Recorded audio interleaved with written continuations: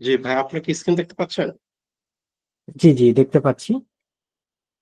Okay, thank you ভাইয়া সবাইকে join করার জন্য। সো এইটা আমাদের অ্যাকচুয়ালি হলো পাইথনের সেকেন্ড বুট ক্যাম্প। এর আগে আমরা আরেকটা বুট ক্যাম্প নিয়েছিলাম, অ্যান্ড ওইটার একটা কোর্স ছিল যেটা আর কি ফুল এমএল অ্যান্ড এমএল অপস কিভাবে হ্যান্ডেল করা হয় ইন্ডাস্ট্রিতে, এটা ছিল মেইনলি কোর্সে।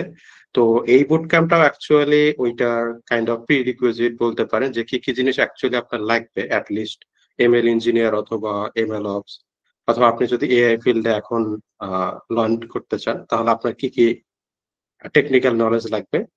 প্লাস আমরা কোর্সে অ্যাকচুয়ালি কিছু সফট স্কিলও বলে দিই, যেগুলো অ্যাকচুয়ালি আপনার ইন্টারভিউ সময় এক্সপেক্ট করা হয়। তো এটা আমরা পরে দেখবো। সো এটা বলতে পারেন যে আমাদের second launch boot camp plus কোর্সে। তো আমি মোহাম্মদ হাসান আলী, আমি অ্যাকচুয়ালি 2021-এর শেষের দিক থেকে ইন্ডাস্ট্রিতে ঢুকি ব্রেন স্টেশনে ইন্টার্ন হিসাবে। দেন ওইখানে আমি মোটামুটি 2 বছর ছিলাম total associate machine learning and data engineer হিসাবে। তারপরে আমি একটা রিমোট কোম্পানিতে সুইচ করি, যেখানে অ্যাকচুয়ালি মেইনলি আমি এআই ইঞ্জিনিয়ার হিসাবে বলতে পারেন যে মেশিন লার্নিং থেকে এআই ইঞ্জিনিয়ারের দিকে সুইচ করছি। সো এটা kind of applied AI engineer বলতে পারেন। এন্ড এখন ডাব্লিউএসটি তে আছি, এইটা হলো অনেকটা প্রোডাকশন ওরিয়েন্টেড ইঞ্জিনিয়ারিং, যেখানে হলো এখন এর যে লেটেস্ট যে টুলস গুলো আছে, এলএলএম আছে, দেন ওসিআর, অ্যান্ড এরপরে মাল্টি মডেল যেগুলো আছে এগুলো দিয়ে আমরা অ্যাকচুয়ালি প্রোডাকশন লেভেলে যে কাজগুলো করা হয় এগুলো করি। তো আমার এক্সপিরিয়েন্স অনেকটা বলতে পারেন যে একটু মিক্স টাইপের। যেমন আমি ব্রেন স্টুডেন্ট থাকতে কম্পিউটার ভিশনে কাজ করছি। দেন আমার ওই ডেজিগনেশনের সাথে ডাটা ছিল, তো আমি দেখা গেছে যে ডাটা ওয়্যার হাউস ম্যানেজমেন্টেও কাজ করছি। সো কাইন্ড অফ হলো আমার একটা বলতে পারেন যে হেল্প করছে ডাটার ওই জিনিসটা, কারণ নর্মালি যারা মেশিন লার্নিং ইঞ্জিনিয়ার হয় তাদের অ্যাকচুয়ালি ডাটা পাইপলাইন নিয়ে নলেজটা একটু কম থাকে।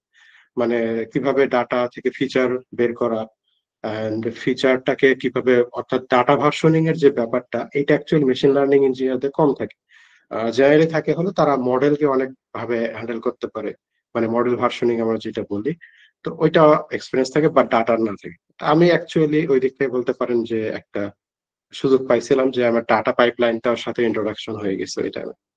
এন্ড এরপরে অ্যাকচুয়ালি ডাব্লিউএসডি তে এটা অ্যাকচুয়ালি অনেক হেল্প করছে, যেমন ডাটা ইনফ্রাস্ট্রাকচার বিল্ড করতে, প্লাস মডেলের সাথে কিভাবে কম্পেটিবিলিটি ইস্যুটা হ্যান্ডেল করা যায় এইসব।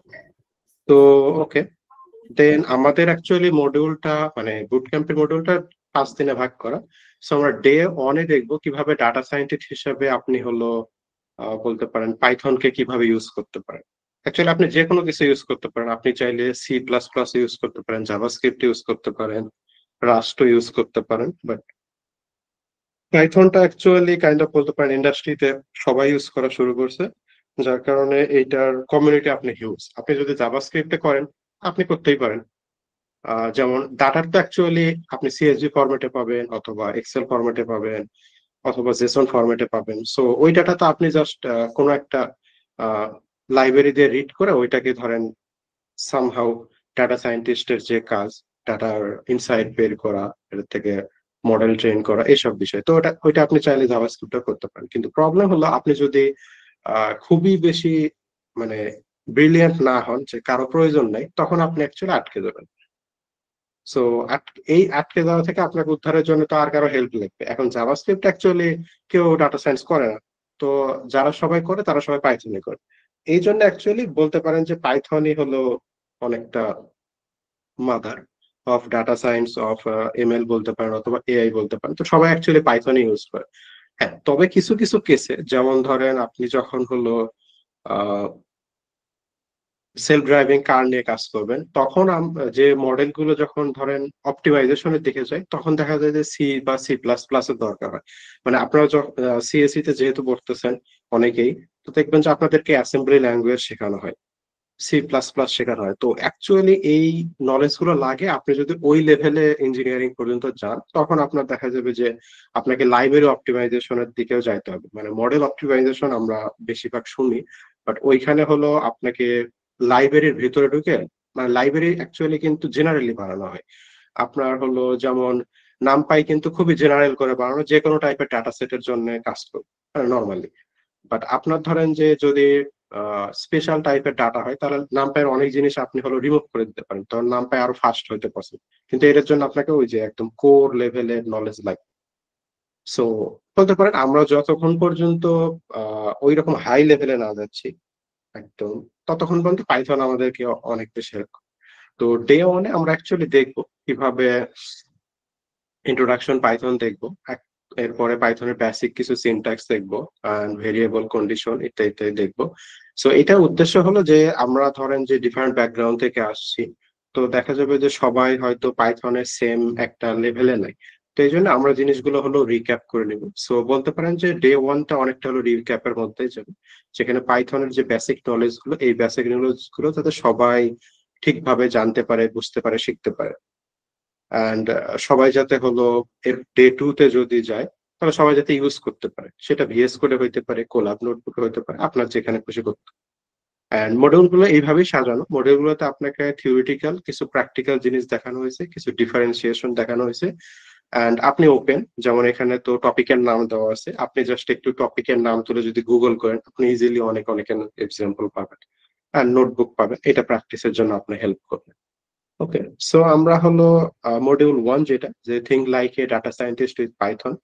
সো এটা কাইন্ড অফ হলো আপনি যখন একটা ডাটা দেখেন, তখন আপনার কিছু মাথায় চিন্তা আসে যে এই ডাটাতে কি করব। যেমন ডাটা বিভিন্ন টাইপ হইতে পারে, যেমন যারা ধরেন গল্পের বই পড়ে, তাদের কিন্তু গল্পের বইয়ের একটা সূচিপত্র দেখে মাথায় আইডিয়া আসে যে এই গল্পের বইয়ে কি থাকতে পারে।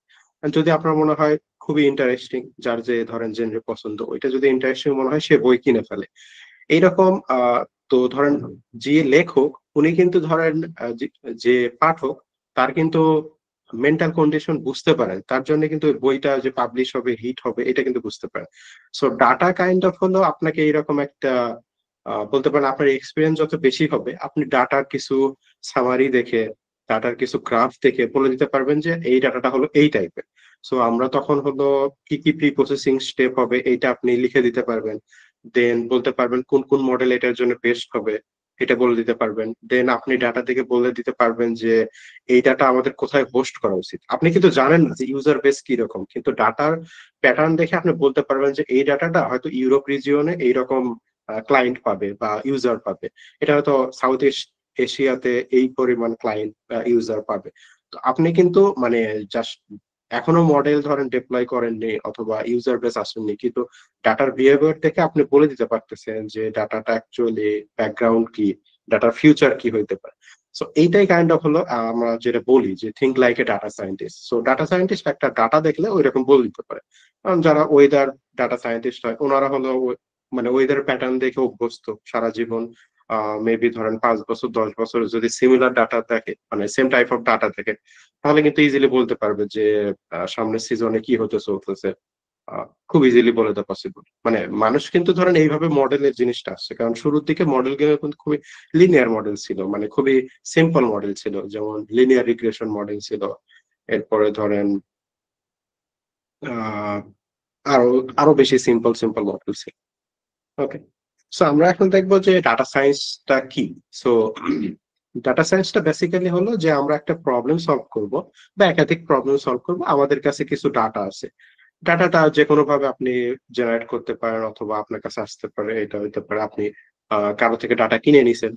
এরকম অনেক প্ল্যাটফর্ম আছে যেখান থেকে আপনি ডাটা কিনে নিতে পারবেন। এরপরে আপনার হইতে পারে পাবলিকলি দিছেন, যেমন মজিলা আপনার মানে এটা কাইন্ড অফ হলো আহ, আপনি চাইলে আপনার ভয়েস ডাটা বা ইমেজ ডাটা মজুলাতে অ্যানোটেট করে দিতে পারেন, ক্রাউড ফান্ডিং এর মতো অনেকটা।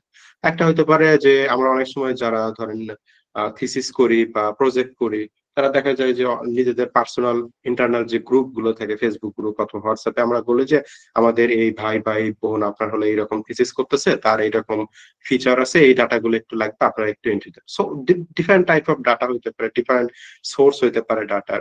সো এইভাবে আর কি ডাটা আপনি পাবেন। ডাটা পাওয়ার পর আপনার একটা গোল থাকবে যে এই ডাটা থেকে আমি কি চাই। সো নর্মালি হয় কি যে আপনি অ্যাকচুয়ালি হলো আগে প্রবলেমটা দেখেন, তারপরে আপনি ডাটার দিকে আসেন যে এই ডাটাটা আমার লাগবে, যাতে আমি প্যাটার্নটা বুঝে ফিউচারটা প্রেডিক্ট করতে পারি, বা ফিউচারটা বুঝে আমি যাতে আরো ভালো ইনফরমেটিভ ডিসিশন নিতে পারি। এটা ধরেন যারা ভূমিকম্প নিয়ে চিন্তা ভাবনা করেন, গত রিসেন্ট কয়েকদিনে ধরেন বাংলাদেশে অনেক ভূমিকম্প হয়েছে। তো এখন ধরেন যে ভূমিকম্প ডাটা অনেক মানে হাই ভ্যালুতে আছে। যে কেউ যদি এটা দিয়ে প্যাটার্ন বের করতে পারে, সো অ্যাকচুয়ালি ধরেন এত কম সময়ে পসিবল, বাট জাস্ট ধরেন হাইপের খাতিরে অনেকে হয়তো এইরকম ডাটা নিয়ে কাজ করতে পারে। সো এইরকম। সো আগেই বলছি যে পাইথন অ্যাকচুয়ালি কোর টুল হিসেবে কাজ করে এমএল, ডাটা সায়েন্স অথবা এআই ফিল্ডের জন্য। সো বেসিক্যালি রিজন হলো এটার কমিউনিটিটা অনেক বড়, সো ইজিলি আপনার হলো যে কোনো হেল্প পাবেন। অ্যান্ড আর তার থেকে বড় সুবিধা হলো আপনি অনেক অনেক অনেক কোডের স্যাম্পল পাবেন। অ্যান্ড এখন যে যুগে আমরা চলে আসছি, আপনি একদম যদি স্ক্র্যাচ থেকে কোড লেখা শুরু করেন, ধরেন একদম কোর ওওপি থেকে কোড চিন্তা করলেন, দেন কিভাবে আপনি হলো ফাংশন গুলো ইউজ করবেন, কিভাবে ইনহেরিটেন্স বাড়াবেন, কিভাবে পলিমরফিজম ইউজ করবেন, এইরকম অ্যাকচুয়ালি ওই যুগ আমরা বের হয়ে আসছি, ওই যুগ থেকে অ্যাকচুয়ালি আমরা বের হয়ে আসছি যে আপনি একদম কোর লেভেলে চলে যাবেন। মানে এখন নো কোড প্ল্যাটফর্ম গুলো এত শক্তিশালী হয়েছে যে আপনি ওই রকম কোড কোড লিখতে পারেন, বাট দেখা যাবে যে আপনার ওই আইডিয়া মার্কেটে লঞ্চ করার আগে অন্য 10 জন অ্যাকচুয়ালি নো কোড ইউজ করে ওইটা করে ফেলছে, অথবা ক্লড কোড ইউজ করে করে ফেলছে। সো এই জন্য অ্যাকচুয়ালি আমাদের হলো কাইন্ড অফ একটু আপডেটেড হইতে হবে, যাতে জাস্ট ধরেন টিচার বা ইনস্ট্রাক্টর থেকে একদম সবকিছু না চাওয়া, সে তার থেকে হিন্ট চাবেন, তার থেকে আপনার কোথায় এটা শিখতে পারেন আরো বেটার ওয়েতে এটা জানতে চাইবেন, দেন কিভাবে শেখা যায় রোড ম্যাপ এগুলো জানতে চাইবেন। এর থেকে মানে আগে যেটা হতো যে যেমন আমাদের সময় আমরা যখন ভার্সিটিতে ছিলাম তখন আমরা ধরেন যে কোডের স্যাম্পল কই পাবো এটা সব তখন খুব একটা ছিল না। যেমন আমরা যখন পড়াশোনা করছি অলমোস্ট ধরেন 2018-19 সাল, যখন ধরেন চ্যাট জিপিটির রিভলিউশনটা হয় নাই, তো তখন জিনিসগুলো খুবই লিমিটেড ছিল। মানে আমাদের কোডের স্যাম্পল বলতে আমাদের কাছে শুধু স্ট্যাক ওভারফ্লো আর গিটহাব ছিল। গিটহাবও ওই রকম রিচ ছিল না, কারণ প্রত্যেকটা প্রজেক্ট ওপেন সোর্স করে দেওয়া, সেই প্রজেক্ট কোয়ালিটিফুল কোড লেখা ওপেন সোর্স করে দেওয়া, এইটা অ্যাকচুয়ালি ওইভাবে হইতো না। আপনারা যারা ধরেন নিজেরা পেট প্রজেক্ট করছেন, তারা দেখছেন কোডের কোয়ালিটি কি রকম, মানে খালি দরকার লাগছে প্রোফাইল আপডেট করার জন্য অনেক সময় আমরা এরকম করছি, কিন্তু একদম কোয়ালিটি কোড লিখে ডিজাইন প্যাটার্ন চিন্তা করে এরকম খুবই কম মানুষ লেখে। তো যার কারণে হচ্ছে আমাদের কোডিং স্ট্রাকচার শেখা এইটা অ্যাকচুয়ালি ওইভাবে ছিল না, বাট এখন অ্যাকচুয়ালি পাল্টে গেছে। এখন আপনি ইজিলি যে কোনো ডিজাইন প্যাটার্নের স্যাম্পল জিপিটি জিজ্ঞেস করলে, ক্লডকে জিজ্ঞেস করলে ইজিলি পেয়ে যায়। সো এটাই। সো আর ডাটা সায়েন্সে আরেকটা জিনিস আছে যেটা হলো যেটা বললাম যে ডাটা অ্যাকচুয়ালি যখন আপনি একটা কোলাব নোটবুকে যখন কোড লেখেন তখন অ্যাকচুয়ালি কোড গুলো একটু অগোছালো থাকে। মানে আপনি হয়তো শুরুতে লাইব্রেরি ইম্পোর্ট করেন, তারপরে ডাটা লোড করেন, তারপর হয়তো ডাটা একটু ভিজুয়ালাইজ করেন, তারপর মডেল, দেন ইভ্যালুয়েশন, দেন ডেপ্লয় চিন্তা করেন। সো এটা কিন্তু একটা ধাপের মতো হচ্ছে, মানে শুরুতে আপনি লাইব্রেরি ইম্পোর্ট করতেছেন, দেন ডাটা প্রসেস, দেন মডেল প্রসেস, এরকম যাচ্ছে।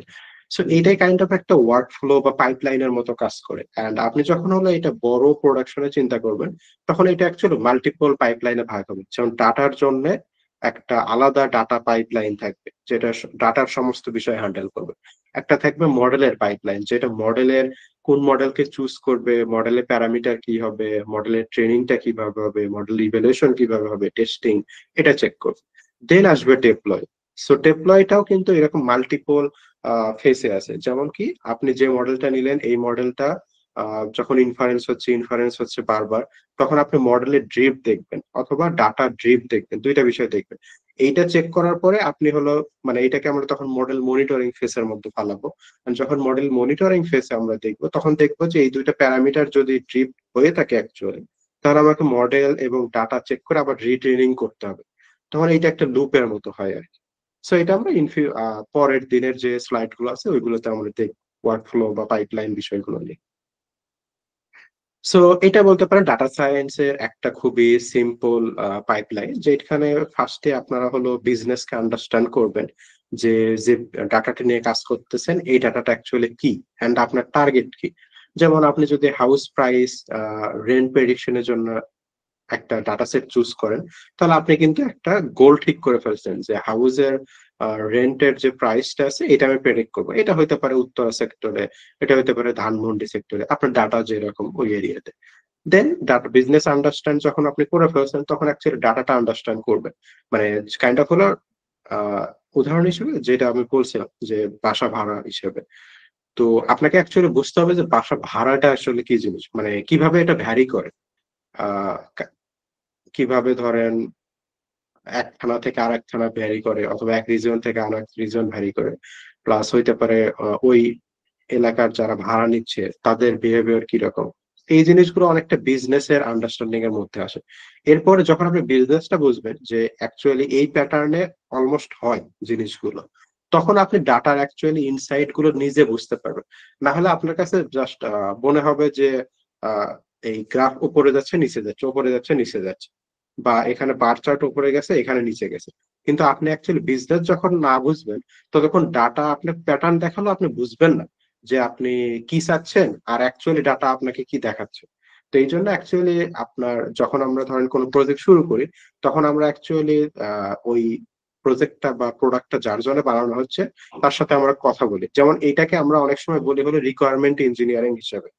তো আপনারা যদি ধরেন যে এরকম এক্সটার্নাল কোনো প্রজেক্ট করে থাকেন যেখানে আপনার সুপারভাইজার বা টিচার বলছে যে ওই দোকানদার, বা আপনি যদি ধরেন সুপার শপের জন্য কোনো সফটওয়্যার বানান, তাহলে আপনার টিচার আপনাকে বলবে যে তুমি সুপার শপ সম্পর্কে ওকে জানো, অনেক কিছুই জানো, কিন্তু অনেক হিডেন জিনিস আছে যেটা তুমি অ্যাকচুয়ালি কখনো সুপার শপ ওনার যতক্ষণ পর্যন্ত না হবে ততক্ষণ পর্যন্ত জানবা না।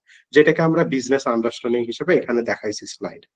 তো এইটাই আর কি business understanding and data understanding তখন ইজি হবে। সো ডাটা আন্ডারস্ট্যান্ডিং এর পরের ফেজ আসে ডাটা প্রিপারেশন। তো কিভাবে আপনি ডাটাটা হলো সুন্দর করে প্রিপেয়ার করবেন আপনার আহ যেমন ডাটাতে অনেক নাল জিনিস থাকতে পারে, মিসিং জিনিস থাকতে পারে, দেন ডাটা মাল্টিপল মেট্রিক্সে থাকতে পারে, দেখা যাবে যে মাল্টিপল ল্যাঙ্গুয়েজেও থাকতে পারে হয়তো। মানে চিন্তা করে দেখেন, আমরা যদি একটা বড় এরিয়া চিন্তা করি, হয়তো উত্তরা চিন্তা করি, এখানে কিন্তু বাংলাদেশের বিভিন্ন রিজিয়ন থেকে মানুষ আসে। তো আপনি ডাটা এন্ট্রি ধরেন র্যান্ডমলি দিছেন, কেউ হয়তো বাংলাতে এন্ট্রি দিছে, কেউ ইংলিশে এন্ট্রি দিছে, আবার কেউ বাংলিশে এন্ট্রি দিছে। সো এটা অনেকটা হলো ডাটা প্রিপারেশনের মধ্যে আসে, যে ডাটাটা আপনি ক্লিন করে আপনার ইডিএ মানে এক্সপ্লোরেটরি ডাটা অ্যানালাইসিস এর জন্য আপনি প্রিপেয়ার করে নিন।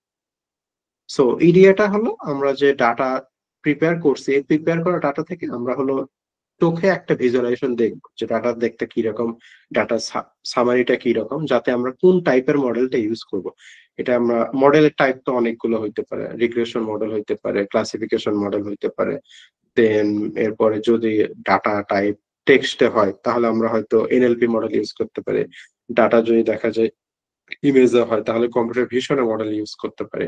দেন ডাটাটা যদি আহ ফোরকাস্টিং টাইপ হয়, তখন আমরা ধরেন যে ফোরকাস্টিং ওই টাইপের মডেল ইউজ করতে পারি। সো ইডিয়াটা আমার ধরেন ওই টাইপের হেল্প করে যে আমি কোন মডেলটা চুজ করব। কারণ মডেল আপনি যদি আহ দেখেন তাহলে মডেল অ্যাকচুয়ালি হিউজ, মানে হিউজ পরিমাণ মডেল আছে। এটা ইডি এর উপর বেস করে আপনি ধরেন ডাটাটা ঠিক করলেন, দেন ধরেন ডাটাটা ট্রেন করলেন, যেটা ডাটা মডেলিং এর মধ্যে দেখাচ্ছি। সো ডাটা মডেলিং এর মধ্যে আরো কিছু সাব স্টেপ আছে, যেমন কোন কোন প্যারামিটার আপনি টিউন করার ট্রাই করবেন, কোনটা কোনটা ট্রেনিং এর জন্য ইউজ করবেন, সো এইসব বিষয়। এন্ড এরপরে আসবে হলো মডেল ইভ্যালুয়েশন। সো আপনি যেহেতু ডাটাটা ট্রেন করছেন, সো এটা একটা এখন মেশিন লার্নিং মডেল হয়ে গেছে। সো এটা তো একটা টেস্ট মানে ইভ্যালুয়েশন করে দরকার যে এটা অ্যাকচুয়ালি আনসিন ডাটার উপরে এবং সিন ডাটার উপরে কিভাবে পারফর্ম করতেছে। যদি দেখেন যে হ্যাঁ, আনসিন এবং সিন দুই টাইপের ডাটার উপরে এটা মোটামুটি খুবই ছোট মার্জিনে কাছাকাছি রেজাল্ট দিচ্ছে আপনাকে। যেমন হয়তো দেখেন যে সিন ডাটার উপরে এটা 95% পারফরমেন্স দিচ্ছে, অ্যাকুরেসি আসতেছে, আর আনসিন ডাটার উপর এটা 85% বা 90% পারফরমেন্স দিচ্ছে। তার মানে এটা অ্যাকচুয়ালি বেস্ট একটা মডেল হয়েছে ওই টাইপের ডাটার জন্য। আপনার ওই ফিচার গুলোর জন্য এটা একটা বেস্ট মডেল বলতে পারেন, যেহেতু আনসিন আর সিনের মধ্যে ডিফারেন্স হয়তো 5% এর আশেপাশে, তখন এটাকে আমরা অনেকটা বলতে পারি যে বেস্ট মডেল হিসেবে। এরপরও আরো কাজ করা যেতে পারে কিভাবে এটা আমরা 99.99% এ নিয়ে যাবো, ওটা একটা ডিফারেন্ট কেস, ওটা ডিফারেন্ট সিনারিও, বাট এইভাবে মডেল ইভ্যালুয়েশনটা আসলে কাজ করে। আর যখন আপনি স্যাটিসফাইড যে মডেলটা অ্যাকচুয়ালি আমার আনসিন ডাটার উপর অনেক ভালো কাজ করতেছে, তাহলে আমরা মডেলটাকে ডিপ্লয় করতে পারি। আর মডেলটাকে ডিপ্লয় করার জন্য বলতে পার আমরা বিভিন্ন ধরনের লাইব্রেরি ইউজ করতে পারি। এখন কিভাবে ইনফারেন্স করবেন, কোথায় ইনফারেন্স করবেন, এটার উপর ডিপেন্ড করে আপনি ওই টাইপের লাইব্রেরি ইউজ করে জাস্ট মডেলটা ওখানে ধরেন লোড করে এই সিম্পল এই ডাটা প্রিপারেশনের যে পাইপলাইন, ওই সিম্পল পাইপলাইন একটু এডিট করে এই মডেল ডিপ্লয়মেন্টের সামনে আপনি লাগাই দেবেন। এইটা অ্যাকচুয়ালি ডাটা সায়েন্সের বলতে পারেন লাইফ সাইকেল। সো আপনাকে ডাটা সায়েন্টিস্ট হইতে হলে ফার্স্টে আস্ক করতে হবে কি রাইট কোশ্চেনটা কি। যেমন সিনারিও অনুযায়ী আপনার রাইট কোশ্চেনটা আস্ক করা শিখতে হবে। মানে এটা বলতে পারেন আপনাকে প্র্যাকটিস করে করে এক্সপিরিয়েন্স থেকে থেকে আস্তে আস্তে আসবে। এরপরে হলো identify variable and patterns. So এখানে হলো ভেরিয়েবল বা ভেরিয়েবল বলতে এখানে অ্যাকচুয়ালি ফিচারকে বোঝানো হয়, যে ডাটাতে আপনার যে ফিচার গুলো আছে বা যে কলাম গুলো আছে, ওই কলাম গুলোর মধ্যে প্যাটার্নটা দেখতে কিরকম। সো এটা কাইন্ড অফ হলো ওই রকম একটা সিন। এন্ড এরপরে আপনি একটা হাইপোথেসিস বিল্ড করেন, মানে আপনি অ্যাজ এ হিউম্যান একটা হাইপোথেসিস বিল্ড করেন যে আমি যদি এই ফিচার গুলো নেই তাহলে আমার রেজাল্টটা এরকম হইতে পারে। এটা কাইন্ড অফ হলো আপনার একটা ইনিশিয়াল আইডিয়া থাকে। যেমন আমি বললাম যে অনেক বছরের এক্সপিরিয়েন্স যারা থাকে তারা অ্যাকচুয়ালি বলে দিতে পারে যে ডাটা মডেল কোনটা ইউজ করবো, ডেভেলপমেন্টের জন্য কোন ইনফ্রাস্ট্রাকচার লাগবে। সো এটা কাইন্ড অফ ও কিন্তু ধরেন নিজের মাইন্ডে একটা হাইপোথেসিস চালাইছে যে মডেলের পারফরমেন্স এরকম হবে, এই রিজিয়নে এরকম না। সো এইটাই, আপনি যখন একটা মানে এক্সপিরিয়েন্স হবেন, আপনি যখন 20-25টা প্রজেক্ট করবেন, এর মধ্যে পিওসি থাকবে, প্রোডাকশন থাকবে, তখন অ্যাকচুয়ালি দেখবেন যে আপনি অটোমেটিক রাইট কোশ্চেন আস্ক করতেছেন, প্যাটার্ন গুলো চোখে এমনি ভাসতেছে আপনার, অ্যান্ড মডেলের হাইপোথেসিস ইজিলি করতে পারছেন। সো আমরা অ্যাকচুয়ালি পাইথনকে ইউজ করার কারণ এটা খুব ইজিলি লেখা যায় এবং খুব ইজিলি হলো পড়াও যায়, মানে রিডেবল এবং খুব ইজিলি রাইটেবল আর কি। সো র্যাপিড এক্সপেরিমেন্ট অনেক ফাস্ট করা যায়, অ্যান্ড এটা হিউজ ইকোসিস্টেম আছে, অনেক লাইব্রেরি আছে। অ্যান্ড পপুলার কিছু লাইব্রেরি যেমন আমরা শুরুতে যেগুলো ইউজ করি, এর মধ্যে নামপাই আছে, পান্ডাস আছে, অ্যান্ড সাইকিট লার্ন আছে। অ্যান্ড এরপরে আমরা হলো ফাউন্ডেশন ফর এলএলএম, এইটা আমরা দেখবো, বাট এইটা আমরা ধরেন যে হয়তো ফিউচার ক্লাসগুলোতে দেখব কিভাবে পাইথন দিয়ে আমরা এলএলএম এর ফাউন্ডেশন গুলো করে থাকি। সো এখানে আমি কিছু টপ পাইথন লাইব্রেরি দেখাইছি। সো এখানে একটা আছে টেনসর ফ্লো। সো টেনসর ফ্লোটা বেসিক্যালি আপনাদেরকে হলো বলতে পারেন আহ যখন আপনি মেশিন লার্নিং শুরু করবেন, ডাটা সায়েন্স কে একটু সাইডে রেখে যখন মেশিন লার্নিং শুরু করবেন, তখন টেনসর ফ্লো অথবা কেরাস আপনি ইউজ করবেন। সো নর্মালি টেনসর ফ্লোকে ইউজ করা হয় যখন আপনার প্রবলেমটা খুবই নোন প্রবলেম এবং প্রবলেমটা চেঞ্জ হওয়ার পসিবিলিটি খুবই কম। এন্ড ওই রকম কেসে অ্যাকচুয়ালি হলো আপনার টেনসরফ্লোকে ইউজ করা হয়। আর কেরাসকে তখন ইউজ করা হয় যখন প্রবলেমটা আপনি জানেন, বাট প্রবলেমটার সিনারিও চেঞ্জ হতে পারে, ফিচার চেঞ্জ হতে পারে, বিহেভিয়ার চেঞ্জ হতে পারে। যেমন আপনি হলো ওয়েদার বা এই যে আর্থকুইক নিয়ে কিছু করবেন, তো আপনি অ্যাকচুয়ালি এটা টেনসরফ্লোতে করবেন না, আপনি অ্যাকচুয়ালি কেরাসে করবেন। রিজন হলো যে আর্থকুইকের অ্যাকচুয়ালি প্যাটার্নটা খুবই আনইউজুয়াল এবং আপনি নতুন, আগের যে ডাটা গুলো আছে সেগুলোর উপর পুরোপুরি ডিপেন্ড করবে না, আবার করতেও পারে। সো এরকম যখন আপনার সিনারিও চেঞ্জ হবে, মডেলের আর্কিটেকচার চেঞ্জ হতে পারে, তখন আমরা অ্যাকচুয়ালি কেরাস ইউজ করি, কারণ কেরাসটা অ্যাকচুয়ালি এরকম আপনাকে ফ্লেক্সিবিলিটি দেয়, আপনি রান টাইমে মডেলের আর্কিটেকচার চেঞ্জ করতে পারেন। টেনসরফ্লো এই জিনিসটা দেয়। তো এই কারণে অ্যাকচুয়ালি টেনসরফ্লো আর কেরাসের মধ্যে বেসিক ডিফারেন্স বলতে পারেন, আপনি কোনটা চুজ করবেন কোন সিনারিওতে। এরপরে আসে হাগিং ফেস। সো হাগিং ফেসটা বলতে পারেন যে এটা এনএলপি এর মধ্যে যায়, এটা অ্যাকচুয়ালি এলএলএম বা এনএলপি এই সেকশনে যায়, এটা মেশিন লার্নিং এর আরেকটু অ্যাডভান্স ওয়ার্ক। যখন আপনি টেক্সট রিলেটেড কাজ করবেন তখন অ্যাকচুয়ালি হাগিং ফেস লাইব্রেরিটা আপনি ইউজ করা শুরু করবেন। এন্ড এরপরে আমরা নর্মাল কিছু লাইব্রেরি আছে, যেমন হলো নামপাই আছে, দেন ম্যাটপ্লটলিব আছে, সিবর্ন আছে, পান্ডাস এন্ড সাইকিট-লার্ন। এগুলো অ্যাকচুয়ালি বলতে পারেন যে একদম পিওর ডাটা সায়েন্সের লাইব্রেরি বলা যায়।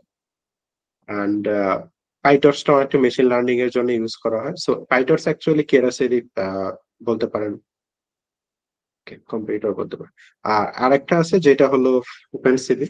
সো ওপেন সিভিটা কম্পিউটার ভিশন প্রজেক্টের জন্য মেইনলি ইউজ করা হয়, বলতে পারেন ইমেজ ট্রান্সফরমেশনের জন্য, ইমেজ এডিটিং এর জন্য, ইমেজের সাথে কাজ করার জন্য ওপেনসিভিকে ইউজ করে।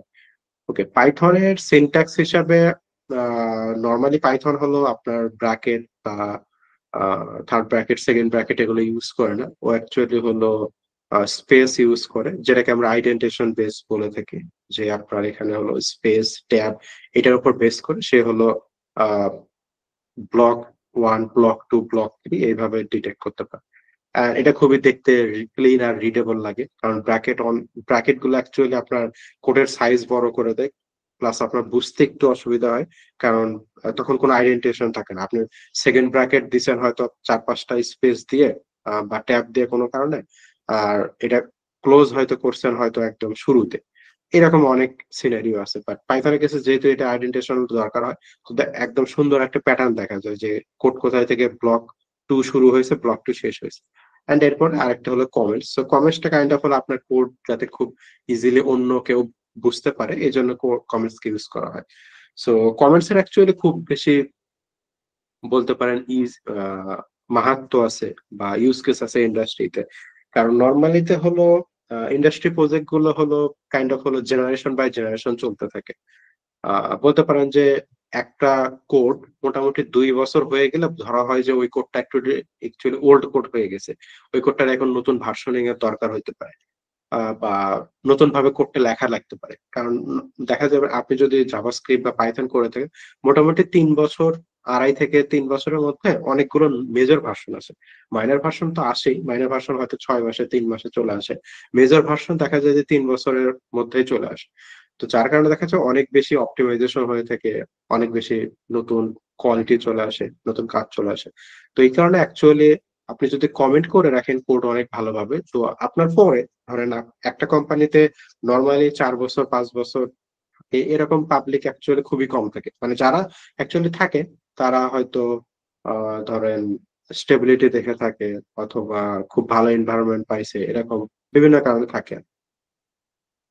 তো ধরেন তো যার কারণে দেখা যায় যে কমার্স লেখাটা অনেক গুরুত্বপূর্ণ। কারণ আপনি অ্যাকচুয়ালি ৪ বছর ৫ বছর নাও থাকতে পারেন। বেশিরভাগ কেসে 80% কেসে অ্যাকচুয়ালি ইঞ্জিনিয়াররা কোম্পানি সুইচ করে বিভিন্ন কারণে। তো কমেন্টসটা এইজন্য খুব ভালোভাবে লেখা। এটা অ্যাকচুয়ালি বলতে পারেন প্রোডাকশন গ্রেড কোডে খুব ভালোভাবে চেক করা হয় যে ঠিকমতো কমেন্টস সে করছে কিনা। কারণ কোড সবাই লিখতে পারে। বেটার কমেন্ট যদি আপনি না লিখতে পারেন তাহলে অ্যাকচুয়ালি আপনার কোডটাকে ব্যাড কোড হিসেবে ধরা হবে। তো এরপরে আমরা অ্যাকচুয়ালি ভেরিয়েবল সম্পর্কে দেখবো। সো ভেরিয়েবল পাইথনে অ্যাকচুয়ালি কোনো ডিক্লারেশন এর দরকার হয় না। অ্যান্ড এটা ডাইনামিকলি টাইপ হইতে পারে। মানে আপনি এক্সাম্পল হিসেবে দেওয়া আছে x ইকুয়াল টু 10। তো কাইন্ড অফ হলো আপনি এক্সটার কি নিচ্ছে মানে এটা স্ট্রিং টাইপ নাকি ইন্টিজার টাইপ নাকি ফ্লোট টাইপ নাকি বুল এটা বলে দেওয়ার দরকার নাই। এটা অ্যাকচুয়ালি যখন আপনি ভ্যালু দিবেন যেমন 10 তখন এটা ডাইনামিকলি ধরে নিছে এটা একটা ইন্টিজার। আপনি যদি 10.0 দেন তাহলে এটা ডাইনামিকলি ধরে নিবে এটা আপনার ফ্লোট। সো ভেরিয়েবলটা পাইথনে এইরকম হলো ডাইনামিকলি কাজ করে যার জন্য কোনো ডিক্লারেশনের প্রয়োজন হয় না। এন্ড এরপরে আমরা পাইথনে হলো ডাটা টাইপস দেখবো যেটা আপনার ইন্টিজার ফ্লোট স্ট্রিং বুল এরকম ডিফারেন্ট যেগুলো primitive data type data site এই টাইপের ডাটা টাইপ গুলো আছে এন্ড এগুলো অ্যাকচুয়ালি বলতে পারেন যে খুবই কমন ডাটা টাইপ আর রেগুলার ইউজ করা ডাটা টাইপ। আর আরেকটা জিনিস যেটা ধরেন যে ডাটা টাইপস এর মধ্যে আছে যেটা হলো মিউটেবল আর ইমিউটেবল। তো এটা সিম্পলি যেটা মানে নরমালি ধরেন ইজি ট্রান্সলেশন যে মিউটেবল মানে যেটাকে আপনি হলো চেঞ্জ করতে পারবেন। আপনি এক্স ইকুয়াল টু 10 দিছেন পরবর্তী এক্স ইকুয়াল টু 11 দিলে চেঞ্জ হয়ে গেল। সো এরকম কিছু ইমিউটেবল ডাটা টাইপস আছে যেমন টাপেল আছে। সো এটা আপনি যদি একবার ডিক্লেয়ার করেন তাহলে এটাকে আপনি চেঞ্জ করতে পারবেন। এন্ড এইটার অ্যাকচুয়ালি ইউজ আছে যেমন একটা ধরেন খুবই র‍্যান্ডম উদাহরণ হইতে পারে যে আপনি ধরেন ওয়েবসাইটে অনেকগুলো ইউজার হইতে পারে, হাজার, হাজার রেজিস্টার করে ইউজার হইতে পারে। কিন্তু অ্যাডমিন বা সুপার অ্যাডমিন কিন্তু ১-২ জনই থাকে। সো কাইন্ড অফ হলো সুপার অ্যাডমিন হিসেবে যাকে দিবে তার ভ্যালু কখনো চেঞ্জ হবে না। মানে তার ইমেইল অ্যাড্রেস সেমই থাকবে। সো এটা immutable kind of just for example. এরপরে আছে হলো string. So string Python actually বিভিন্ন আ কারণে ইউজ করা হয়, বিভিন্ন টাইপে ইউজ করা হয়। যেমন কিছু মেথড আছে যেগুলো খুব ইজিলি ইউজ করা হয়। যেমন পাইথনে ডিক্লারেশন আছে, ইন্ডেক্সিং আছে, দেন আ আপডেট, ডিলিশন আছে, তারপরে স্লাইসিং আছে। সো এরকম অনেকগুলো কমন মেথড দিয়ে স্ট্রিং কে আপনি ম্যানিপুলেশন করতে পারেন। এটা যদি আপনারা প্রবলেম সলভ করে থাকেন তাহলে দেখবেন যে স্ট্রিং এর অনেক প্রবলেম আপনারা পাবেন। যে একটা স্ট্রিং প্যালিন্ড্রোম কিনা, তারপরে একটা স্ট্রিং কে রিভার্স অর্ডারে রাইট করে লেখো বা এরকম অনেক কিছু আরকি। সো এইগুলো অ্যাকচুয়ালি কমন কিছু মেথড আছে যেগুলো এসটিআর এর মাধ্যমে অ্যাকচুয়ালি মানে ইজিলি দেখানো যায়। এরপরে ইনপুট আউটপুট পাইথনে। সো নরমালি হলো আউটপুটের জন্য আমরা প্রিন্ট কে ইউজ করি। আর যখন আমরা ধরেন প্রোডাকশনে ক্রস করি তখন কাজ করি তখন অ্যাকচুয়ালি প্রিন্ট ইউজ করা হয় না। তখন অ্যাকচুয়ালি লগআর ইউজ করা হয়। সরি। তো যখন আমরা ধরেন পিওসি করতেছি বা এমনি র‍্যান্ডম লিখতেছি তখন অ্যাকচুয়ালি প্রিন্ট কে ইউজ করা হয় আপনার জাস্ট শো করার জন্য যে আউটপুটটা কি আসতেছে কোডের। বাট যখন আমরা কোড প্রোডাকশনে যাব তখন এটা প্রিন্ট গুলো সবগুলো লগ আরে কনভার্ট হয়ে যাবে। সো এরপরে ইনপুট। সো ইনপুটের জন্য অ্যাকচুয়ালি ইনপুট কিওয়ার্ড আছে যেটা কাইন্ড অফ সিএলআই দিয়ে আপনাকে ইনপুট দিবে। সো প্রোডাকশনে অ্যাকচুয়ালি এভাবে ইনপুট নেওয়া হয়, মানে তখন অ্যাকচুয়ালি গেটার সেটার মেথড ইউজ করা হয়। যাতে মানে প্রোডাকশন ল্যাব যেটা হয় যে আপনি খুব ইজিলি কোনো ভেরিয়েবল অ্যাক্সেস করতে পারবেন, এটা হয় না। মানে প্রত্যেকটা জিনিসেরই একটা হলো সিকিউরিটি থাকা দরকার যে আপনি কিভাবে ডাটাটা পাচ্ছেন এবং কিভাবে ডাটাটা নিচ্ছেন। তো এই কারণে ডিরেক্টলি হলো প্রোডাকশনে কখনো ইনপুট এইভাবে নেওয়া হয় না। ওইটা গেটার সেটার মাধ্যমে তার কাইন্ড অফ আইডেন্টি চেক করে দেন হলো ডাটা টাইপ চেক করে তারপরে ধরেন আপনি ভেরিয়েবল নিতে পারেন অথবা ইনসার্ট করতে পারেন। সো বোথ কেসে অ্যাকচুয়ালি প্রোডাকশন একটু অন্যভাবে কাজ করে। এরপরে আছে টাইপ কনভার্সন। সো এটা বিভিন্ন কারণে লাগতে পারে। যেমন ধরেন আপনি হলো আহ যেমন গুগলে আপনি যখন হলো কোনো কোঅর্ডিনেট দেন, মানে ল্যাটিটিউড লঙ্গিটিউড, তখন ওইটা অ্যাকচুয়ালি স্ট্রিং হিসেবে আপনি টাইপ করেন টেক্সট বক্সে। কিন্তু এটা যখন ধরেন ব্যাকগ্রাউন্ডে যাচ্ছে তখন ওইটা অ্যাকচুয়ালি ফ্লোট হিসেবে কাউন্ট হচ্ছে এন্ড ওইভাবে টাইপ কাস্টিং হয়ে জিনিসটা কাজ করতেছে। সো অনেক সময় আপনার এরকম মানে ইউজার যাতে খুব ইজিলি জিনিসগুলো দেখতে পারে, তো আপনি হলো অনেক জিনিসে আপনি টেক্সট আকারে ইনপুট নিবেন, কিন্তু ব্যাকগ্রাউন্ডে ওইটা অ্যাকচুয়ালি ইন্টিজার, ফ্লোট অথবা বুলে চেক করা লাগবে। যেমন আপনি হলো যদি পাসওয়ার্ড চেক করেন, মানে একটা সাইন ইন পেজ বানান, তো সাইন ইন পেজে আপনি কি থাকবে, আপনার মেইল থাকবে, দেন আপনার হলো পাসওয়ার্ড থাকবে। সো মেইলটা কিন্তু একটা স্ট্রিং। সো এটা যখন হলো মানে অথবা পাসওয়ার্ড, যেটা অ্যাকচুয়ালি যদিও ডিরেক্টলি পাসওয়ার্ড হিসেবে সেট থাকবে না, মানে এটা এনক্রিপশনের মাধ্যমে অন্য কিছু থাকবে। তো এটা কিন্তু একটা স্ট্রিং ম্যাচিং এর মতো কাজ করবে আর কি। সো আপনি চাইলে এটাকে ধরেন স্ট্রিং এ না রেখে একটা আহ, অন্য কোনো ডাটা টাইপেও নিয়ে যেতে পারেন, ফ্লোটে নিয়ে ইচ্ছা। কারণ এনক্রিপশন তো আপনার ইচ্ছা, আপনি চাইলে স্ট্যান্ডার্ডটা ফলো করতে পারেন, নিজের একটা এনক্রিপশন মেথড আপনি লিখতে পারেন। তো জিনিসটা এরকম। ওকে। সো এটা কাইন্ড অফ কিভাবে আপনি ইনপুট নিচ্ছেন ইউজফুল ওয়েতে, এইটা আর কি তার উপর ডিপেন্ড করবে। আমরা কন্ট্রোল ফ্লো ওভারভিউ দেখবো। সো কন্ট্রোল ফ্লো বলতে আপনার কোডটা অ্যাকচুয়ালি অনেকগুলো পেজের হবে এবং একটা পেজে অনেকগুলো লাইন থাকবে। তো নর্মালি আমরা ধরেন একটা পেজে ট্রাই করি 3-4টা ফাংশন বা ক্লাসে বেশি না লিখতে, কারণ এর বেশি যদি হয় তার মানে আপনি ওইটা কোডটাকে ভাঙ্গে লিখতে পারবেন। কারণ ভাঙ্গে লিখাটাই হলো বলতে পারেন একজন বেস্ট ইঞ্জিনিয়ারের কাজ, যাতে কোডটাই সিম্পল থাকে, দেখেই বোঝা যায় কোডটা কি বলতে চাচ্ছে। মানে কাইন্ড অফ আপনার কোড পড়া লাগবে না, কোডের যে ফাংশন থাকবে অথবা যে ক্লাস থাকবে ওখানে যে কমেন্ট থাকবে, কমেন্ট দেখে আপনি বুঝতে পারবেন অ্যাকচুয়ালি কোডটা কি করতে চাচ্ছে। সো এই কারণে ডিসিশন মেকিং জিনিসটা যেটা বোঝায় সেটা হলো যে অ্যাকচুয়ালি কোড গুলো কিন্তু অনেকটা দেখা যায় ইফ এলস কন্ডিশনে কাজ করে বা লুপের মাধ্যমে কোডটা ফরএভার চলতে থাকে সামহাউ। সো কন্ট্রোল ফ্লোটা জিনিসটা এইটা যে কোডটা কিভাবে চলবে, কোথায় রেস্ট্রিকশন আছে, কোথায় অ্যাপ্রুভাল আছে, এটা ডিসাইড করে।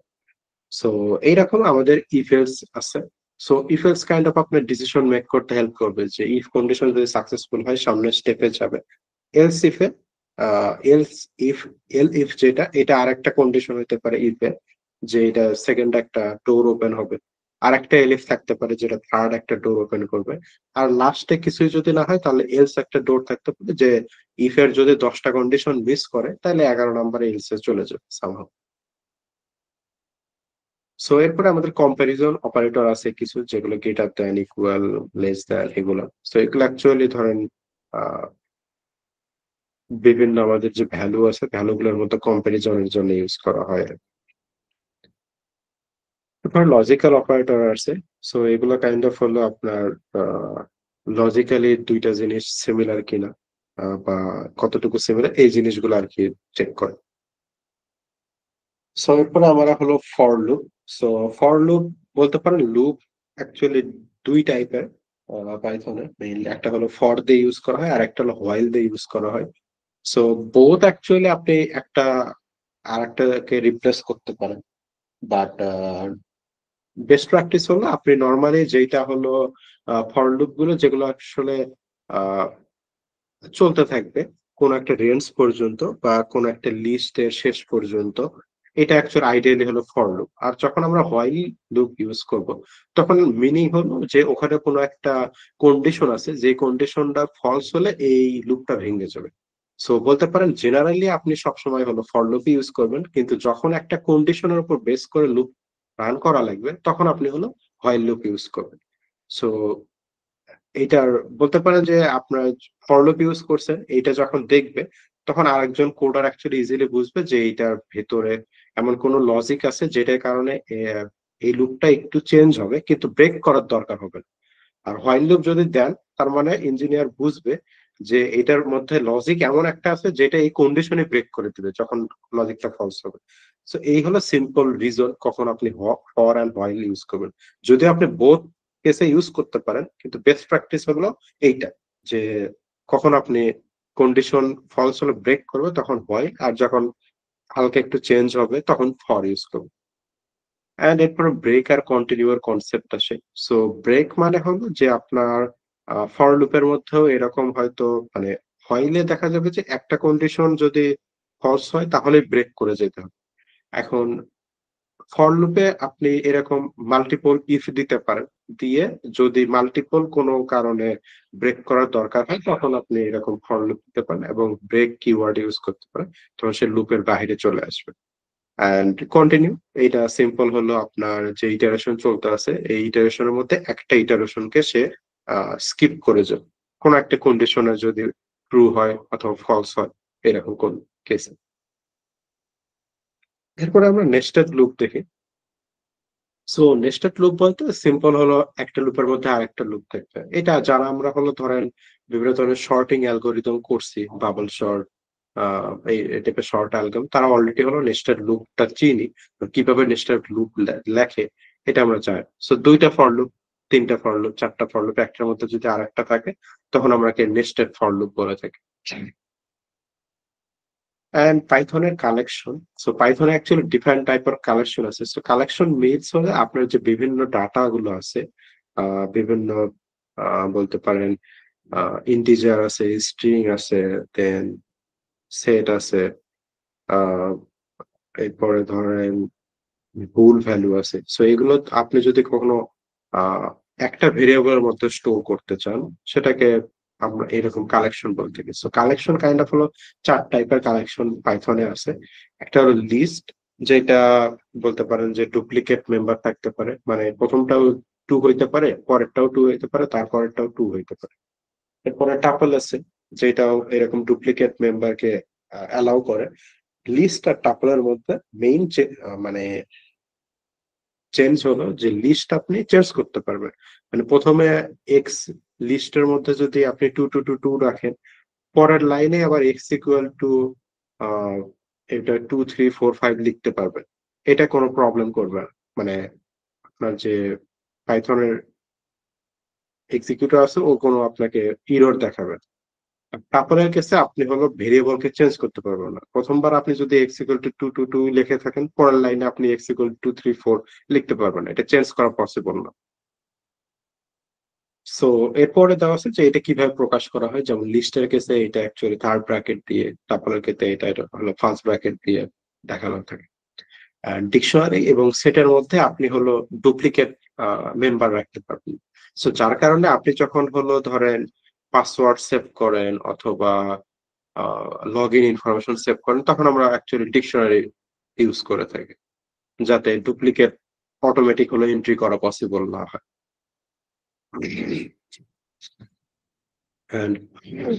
ডিকশনারিকে আপনি ইচ্ছামতো হলো ইন্ডেক্সকে চেঞ্জ করতে পারবেন, মানে রিনেম করতে পারবেন চাইলে। এখানে অ্যাকচুয়ালি আনঅর্ডার্ড ওয়েতে থাকে। এখানে আনঅর্ডার্ড অর্ডার মিন হলো আপনি অ্যালফাবেটিক্যালি অর্ডার হইতে পারে এবিসিডি, যেটা লিস্ট আর টাপলে থাকে। লিস্ট আর টাপলে থাকে বা ডিকশনারিতে থাকে না, আপনি যেভাবে খুশি রাখতে পারেন। ডিকশনারিকে প্রকাশ করা হয় হলো কার্লি ব্র্যাকেট অর্থাৎ সেকেন্ড ব্র্যাকেট দিয়ে, সেটকেও কাইন্ড অফ কার্লি ব্র্যাকেট দিয়ে প্রকাশ করা হয়। এরপরে আসছে লিস্ট। সো লিস্টকে আমরা আরেকটু এক্সাম্পল দিয়ে দেখবো যে কিভাবে থাকে। সো লিস্টের ফার্স্ট আইটেম এটা হলো 20, তারপরে একটা স্ট্রিং, তারপর একটা ফ্লোট, তারপরে একটা আবার লিস্টের মধ্যে লিস্ট থাকতে পারে, নেস্টেড লিস্ট হইতে পারে। সো অর্ডার বলতে এটা অ্যাকচুয়ালি ডাটা কিভাবে ইনসার্ট হচ্ছে ওই অর্ডারটাকে মেনটেন করে। এরপর লিস্ট যেহেতু মিউটেবল, তার মানে যেভাবে ইচ্ছা আপনি সেইভাবে হলো মডিফাই করতে পারেন। অ্যান্ড এটা heterogeneous, so different type of data আপনি এখানে ইনপুট করতে পারেন। যেমন এখানে এক্সাম্পল হিসাবে সবকিছুই এন্ট্রি করা আছে, ইন্টিজার আছে, ফ্লট আছে, সেট আছে ইত্যাদি। আর ডুপ্লিকেটটা অ্যালাউ করে। সো এরপরে আমরা টাপল দেখব। সো টাপলে কি থাকে, এটা অর্ডার হয় বাট এটা আনচেঞ্জেবল। সো পরের লাইনে আপনি এটা চেঞ্জ করতে পারবেন। বেসিক্যালি এটাই ডিফারেন্স। পরে set. So set kind of হলো আনঅর্ডার অ্যান্ড ইউনিক আইটেম থাকবে। সো সেটকে আমরা দুইটা অপারেশন দেখাইতে পারি, যে ইন্টারসেকশন অফ সেট কিরকম, যে অ্যাপেল, বানানা, অরেঞ্জ, এখানে গ্রেপ, অ্যাপেল, ম্যাঙ্গো আছে, তো এর মধ্যে অ্যাপেলটা হলো কমন। তো এটা হলো সেটের ইন্টারসেকশন অপারেশন বলতে। এরপর ডিকশনারি আছে। সো ডিকশনারি অ্যাকচুয়ালি কি ভ্যালু পেয়ারের মাধ্যমে থাকে, যেটা অ্যাকচুয়ালি ধরেন বলতে পারেন নো এসকিউএল ডাটাবেস যেটা আছে, মঙ্গোডিবি যদি আপনার কেউ ইউজ করে থাকে, তো বলতে পারেন ওটা ডিকশনারি ফরম্যাটে ডাটাকে স্টোর করে থাকে কি ভ্যালু পেয়ার আকার। অ্যান্ড এটা খুবই ফাস্ট রিট্রিভাল হেল্প করে, কারণ এটা অ্যাকচুয়ালি কাইন্ড অফ হ্যাশিং এর মতো খুবই ফাস্ট আপনাকে আউটপুট দিতে পারে। সো ডিকশনারি মেথড আইটেম কি ভ্যালু দেখতে পারেন। সো কি বলতে যেটা হলো বলতে পারেন আইডেন্টিফায়ার, যেমন এখানে 1 2 3 এগুলো হলো কি হিসেবে ইউজ করছে।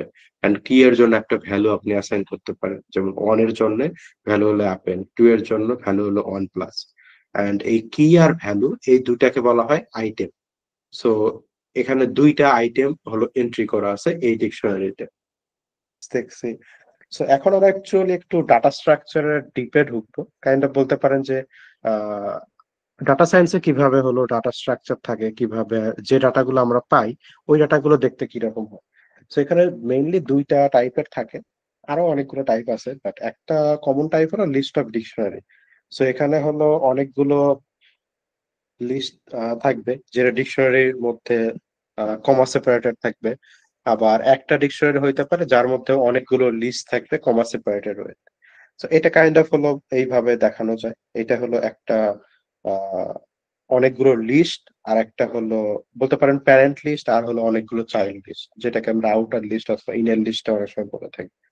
তো দেখেন এখানে থার্ড ব্র্যাকেটে এরকম হলো তিনটা লিস্ট আছে, যেগুলোকে আমি ইন্ডিয়ান লিস্ট বলতেছি, আর একটা রেড মার্ক করা যেটাকে আমরা আউটার লিস্ট বলতেছি। এরপরে এটা হলো লিস্ট অফ ডিকশনারি। সো এটা কাইন্ড অফ হলো আমাদের তিনটা ডিকশনারি আছে, যে বা বলতে পারেন আহ এটা তিনটা ডিকশনারি যেটা একটা লিস্টের মধ্যে হলো আছে, ইজিলি অ্যাক্সেস করার জন্য। সো এটাকে আমরা হলো নর্মালি জেসন ফরম্যাট বলে থাকি। সো জেসন ফরম্যাট নর্মালি এরকম হয় যে একটা লিস্ট থাকে যার মধ্যে অনেকগুলো ডিকশনারি থাকে, আর প্লাস আরো কম্বিনেশন থাকতে পারে। এখানে ডিকশনারির সাথে লিস্ট থাকতে পারে, নর্মাল স্ট্রিং থাকতে পারে, যে কোনো কিছু হইতে পারে, কারণ আমরা দেখছি যে লিস্টের মধ্যে যে কোনো কিছুই ঢুকানো যায়, ইন্টিজার ঢুকানো যায়, টাপল ঢুকানো যায় ইচ্ছা মতো। তো ইট ডাজন্ট ম্যাটার যে কি থাকবে, নো বাউন্ডারি। সো এরপরে আমরা অ্যাকচুয়ালি হলো পাইথনে একটু জাস্ট পাইথনে যারা প্রবলেম সলভ করছি, যেহেতু অনেকেই এখানে সিএসসি ব্যাকগ্রাউন্ডের, সো আমরা যারা হলো প্রবলেম সলভ করি, তো নর্মালি ডাটা প্রবলেম সলভ করা আর জেনারেলি একটা কোডিং প্রবলেম সলভ করা অনেকটা বলতে পারেন যে কাছাকাছি। মানে প্রবলেম সেটের মাইন্ডসেট থাকলে আপনি ইজিলি হলো জিনিসটা বুঝতে পারবেন, ইজি হবে। সো প্রবলেম সলভিং এর জন্য আপনার কি দরকার, একটা প্রবলেমটা ক্লিয়ারলি ডিফাইন থাকতে হবে, যেটাকে আমরা ডাটা সায়েন্সের ক্ষেত্রে বলি যে প্রবলেমের ডেফিনেশনটা কি বা রিকোয়ারমেন্ট কি। সফটওয়্যারের কেসে সফটওয়্যার যখন আমরা বানাই তখন আমরা বলি যে সফটওয়্যার রিকোয়ারমেন্টটা কি, এরকম ওয়ার্ড। এন্ড এটাকে আমরা হলো ছোট ছোট স্টেপে ভাগ করি, যেটাকে অনেক সময় আমরা হলো প্ল্যানিং বলে থাকি। যাতে আমরা আপনারা যদি কেউ অলরেডি জিরার নাম শুনে থাকেন, তো জিরা বোর্ডে দেখা যায় যে আমরা এরকম একটা এপিক রাখি। সো এপিক বলতে পারেন বা স্টোরি বলতে পারেন, যেটা অ্যাকচুয়ালি ফুল প্রজেক্ট হইতে পারে বা প্রজেক্টের একটা খুব বড় পার্ট হইতে পারে। যেরকম ফ্রন্ট এন্ড আর ব্যাক এন্ড মিলে একটা ওয়েবসাইট আপনি চিন্তা করতে পারেন, তো ফ্রন্ট এন্ডকে আপনাকে একটা এপিক রাখতে পারেন, এন্ড এর মধ্যে অনেকগুলো সাব এপিক হতে পারে, এন্ড সাব এপিকের আন্ডারে আপনি হলো টাস্ক সাব টাস্ক সেট করবেন। যেমন ফ্রন্ট এন্ডে সাব টাস্ক কি হইতে পারে, যে হোম পেজ বিল্ড করা, আর হোম পেজেরও আবার হলো অনেকগুলো সাব টাস্ক থাকতে পারে, যে স্লাইডারের ডিজাইন কিরকম হবে, ফুটারের ডিজাইন কিরকম হবে, হিরোর ডিজাইন কিরকম হবে, এটাও বলতে পারেন। এইভাবে আমরা হলো প্রবলেমকে কিছু সাব স্টেপে ভাগ করি, ব্রেক করি, যাতে ইজিলি আমরা হলো দেখতে পারি। ওকে, সো জিনিসটা হলো এরকম যে রিকোয়ারমেন্ট অ্যানালাইসিস করা হয়, দেন সেই রিকোয়ারমেন্ট অনুযায়ী কোনো একটা অ্যালগোরিদম চিন্তা করা হয়, তারপরে অ্যালগোরিদমটা ইমপ্লিমেন্ট করা হয়, তারপর টেস্টিং ডিবাগিং দেখা হয় যে কোডটা কতটুকু ঠিক আছে বা নাই, কি ইমপ্রুভ করতে হবে, এইসব বিষয়। সো এইটা কাইন্ড অফ হলো অ্যালগোরিদমের থিঙ্কিং, যে স্টেপ বাই স্টেপ লজিকে আপনি হলো সামনের দিকে যাবেন, বিল্ড করবেন লজিক গুলো। এই সো এইরকমই আমরা যখন পাইথনে প্রবলেম সলভ করি, রেগুলার যে প্রবলেম গুলো সেগুলো কিছু বলতে পারেন কমন অ্যালগোরিদম নাম আছে, যেমন ব্রুট ফোর্স আছে, যেটা র্যান্ডমলি আপনি হলো কোনো কিছু সার্চ করতে চাইলে ট্রাই করতে থাকবে একটার পর একটা। দেন ডিভাইড অ্যান্ড কনকার আছে। সো এটা হলো আপনার যে পুরো সার্চ স্পেস আছে সেটাকে মাল্টিপল সেকশনে ভাগ করবে। নর্মালি আমরা দুই, বাইনারি সার্চ টার্নারি সার্চের ক্ষেত্রে 4 ভাগে ভাগ করি। সো এরকম আছে। দেন গ্রেডি অ্যালগোরিদম আছে। একইভাবে ব্যাক ট্র্যাকিং আছে। ডাইনামিক প্রোগ্রামিং বা ডিপি হিসেবে আমরা চিনি, হয়তো যারা প্রবলেম সলভ করছি তারা কমন নামগুলো দেখতেছেন। এরপরে প্যাটার্ন রিকগনিশন, গ্রাফ পেজ আছে, বিএফএস, ডিএফএস আছে, হিউরিস্টিক মেথড গুলো আছে। সো এগুলো কাইন্ড অফ হলো খুবই কমন প্রবলেম সলভিং টেকনিক বলতে পারেন পাইথনে, যারা অলরেডি করছেন। সো অনেকটা বলতে পারেন যখন আমরা হলো প্রোগ্রাম সলভ করি, ধরেন ফার্স্ট ইয়ার বা সেকেন্ড ইয়ারে, তখন আমরা অ্যাকচুয়ালি শুরুর দিকে প্রবলেম ডিরেক্টলি সি বা জাভা পাইথনে করার আগে একটা সুডো কোড লিখি, যে আমি অ্যাকচুয়ালি জিনিসটা আহ, আমাদের ভাষায় মানে ন্যাচারাল ল্যাঙ্গুয়েজে জিনিসটাকে ভাঙি, যে আহ, কিভাবে টার্গেটটা অ্যাচিভ করা হয়। যেমন আমি যদি এখান থেকে ধরেন ধানমন্ডি যাইতে চাই, তাহলে আমি কোন রুটে যাব, বাস নিব নাকি অন্য ট্রান্সপোর্টেশন ইউজ করব, বাইক নিব, উবার নিব, দেন কোথায় যাবার হয়তো গাড়ি একটা থেকে আরেকটা শিফট করব। সো এটা কিন্তু একটা হলো প্ল্যানিং এর মতো। সো কোডেরও কিন্তু এরকম একটা প্ল্যানিং শুরুতে থাকে, মানে যখন আমরা কোড লিখি তার আগে এই সুডো কোড প্ল্যানিংটা হয়ে থাকে। যদিও অনেক সময় সুডো কোড লেখা হয় না, জাস্ট বড় বড় স্টেপ গুলো লেখা হয়, যে এইখানে হলো ডাটা ইনজেস্ট হচ্ছে, তারপর ডাটা প্রিপেয়ার হচ্ছে, তারপরে ডাটা প্রি প্রসেস হওয়ার পর ডাটা পাইপলাইন কমপ্লিট, এরপরে হলো মডেল ট্রেনিং এর দিকে যাচ্ছে। মানে এরকম কিন্তু জাস্ট একটা ওয়ার্ড লিখি, কিন্তু এই ওয়ার্ডের নিচে যখন যে ধরেন কোন ডেভেলপারকে যখন আপনি দিবেন যে ভাই আপনি হলো মডেল ট্রেনিং এর পার্টটুকু আপনি কম করে দেন, উনি কিন্তু ধরেন মডেল ট্রেনিং বলতে কোন ডাটার যে ভিজুয়ালাইজেশন ইনসাইট থেকে উনি কিন্তু মডেল চুজ করবেন, দেন মডেল জন্য কি কি কোড লিখবেন ওইটা কিন্তু উনি আগে একটা সুডো কোড মানে মাথার মধ্যে চালাবেন। হয়তো যদি এক্সপিরিয়েন্স হয় তাহলে তো ওনার দরকার নাই, উনি তো ইজিলি ধরেন টেমপ্লেট কোড আছে বা নিজে থেকে কোড লিখতে পারবেন নোটবুক অথবা স্ক্রিপ্টে। তো ওইভাবে উনি সুডো কোড লেখেন। তো সুডো কোডটা হলো বিফোর কোডিং এ আমরা যেটা ন্যাচারালি লিখে থাকি। তো এখানে একটা বাবল শর্ট এক্সাম্পল দেওয়া আছে সুডো কোড। সো চেষ্টা হলো যে আপনাকে অ্যারে দেওয়া আছে অথবা লিস্ট দেওয়া আছে, যেটাকে আপনাকে শর্ট করতে হবে, হয় ইনক্রিজিং অর্ডারে অথবা ডিক্রিজিং অর্ডারে, 0 থেকে n পর্যন্ত আপনাকে শর্ট। তো সিম্পলি আপনি জাস্ট একটা ফর লুপ দিয়ে যাবেন 0 থেকে 1 পর্যন্ত অ্যারের ইন্ডেক্স অনুযায়ী। দেন আপনি জাস্ট লজিক যেটা আছে যে এটা থেকে এটা বড় কিনা অথবা ছোট কিনা এরকম চেক করে আপনি জাস্ট সবটা করে দিবেন, বাবল শর্ট যেভাবে কাজ করে। সো এটা কাইন্ড অফ হলো সুডো কোডের একটা এক্সাম্পল। সো সিম্পলি আমরা যদি এখন ডাটা সায়েন্স পাইপলাইন চিন্তা করি, classic data science pipeline, so এখানে একটা থাকবে flow of input. So flow of input কি হইতে পারে, এখানে বিভিন্ন টাইপের ডাটা হইতে পারে, র ডাটা হইতে পারে, সিএসভি হইতে পারে, আনস্ট্রাকচার, এক্সেল, যে কোনো টাইপের ডাটা টাইপ হইতে পারে।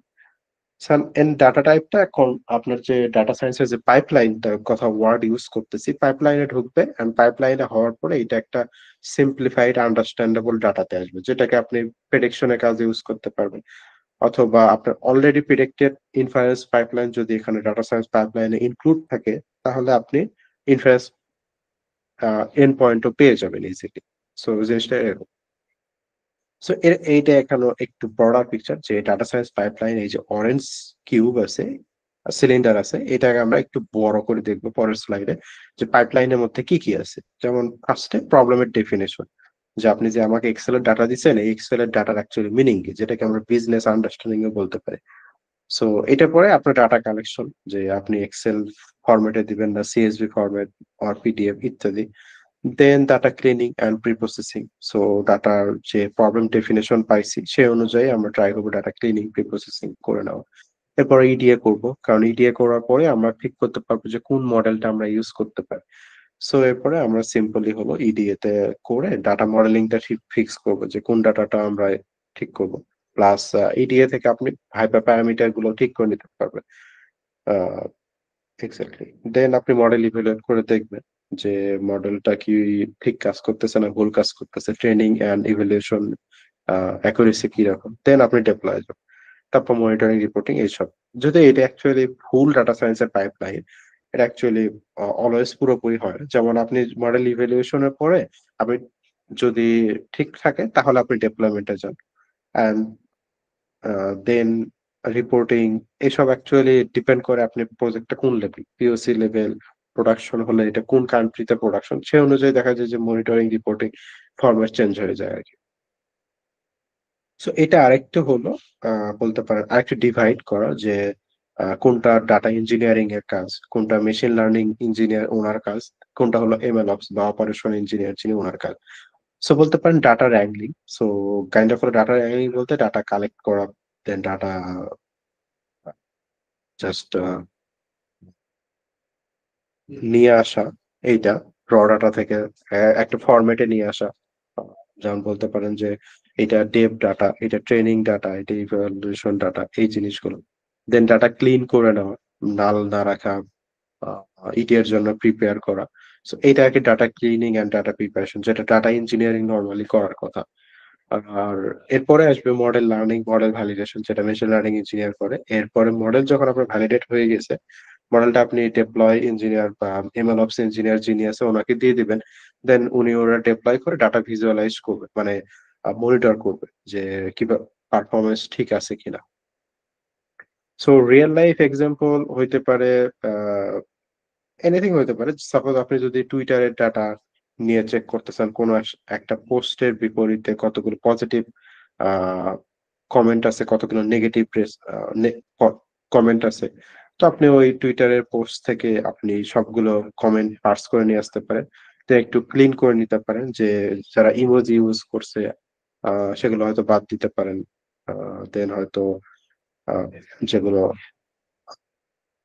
আপনার হলো বানান ঠিক নাই সেগুলো বাদ দিতে পারেন এরকম।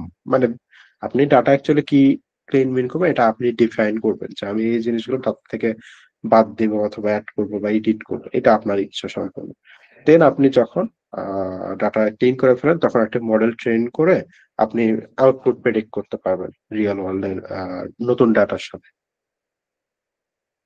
সো এরপরে আমরা এটা দেখলাম হলো ডাটা সায়েন্সের পাইপলাইন, যেটা অ্যাকচুয়ালি আমরা ফিউচার ক্লাসগুলোতে আরো অনেক ডিপলি দেখবো। এখন আমরা পাইথনেই আসি আবার।